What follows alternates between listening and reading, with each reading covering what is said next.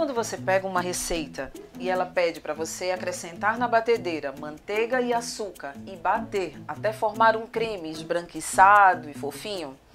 Bom, esse é o método cremoso. Esse processo costuma ser um dos mais utilizados por quem faz bolo, porém tem um problema muito comum que acontece pelo menos uma vez com cada uma de vocês e eu tenho certeza. Você olha, tá tudo lindo e de repente a mistura talhou.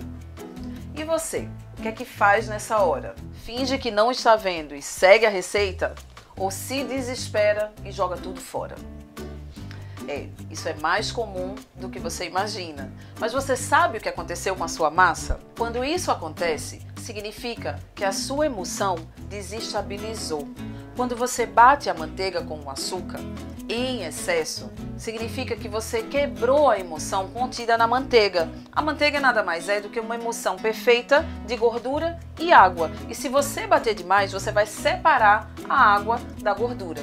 Agora, o momento que isso acontece ainda com mais frequência é quando você adiciona os ovos a essa mistura. Mas por que isso acontece? Se você pensar comigo, os ovos são compostos por 75% de sua parte é água, que é muito maior do que a água presente na gordura da manteiga.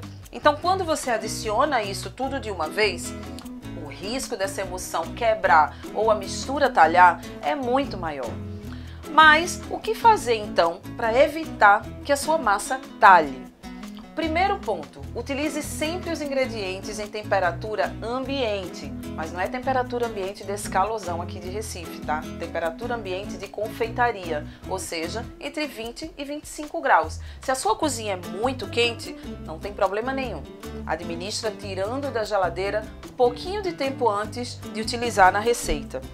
Segundo ponto, não bata demais a manteiga com o açúcar. Como eu falei anteriormente, a manteiga é uma emulsão. Se você bater demais, você pode partir essa emulsão e talhar a sua massa. O terceiro ponto é misturar gemas e claras antes de adicionar a mistura. Você pode adicionar no máximo também em 2 vezes. Isso vai evitar que você bata demais e acabe talhando a sua massa. Mas aí você vai me perguntar, tá, mas se minha massa talhou, o que vai acontecer com o meu bolo? Isso interfere sim no resultado da sua receita.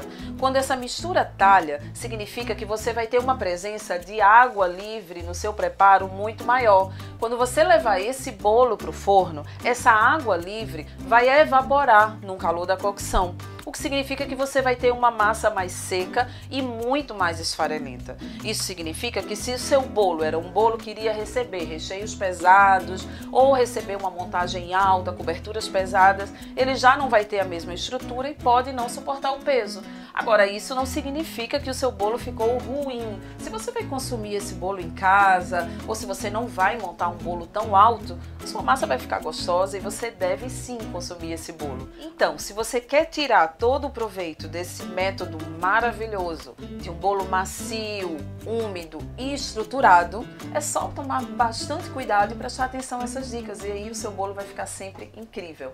Agora me conta, sua massa já talhou?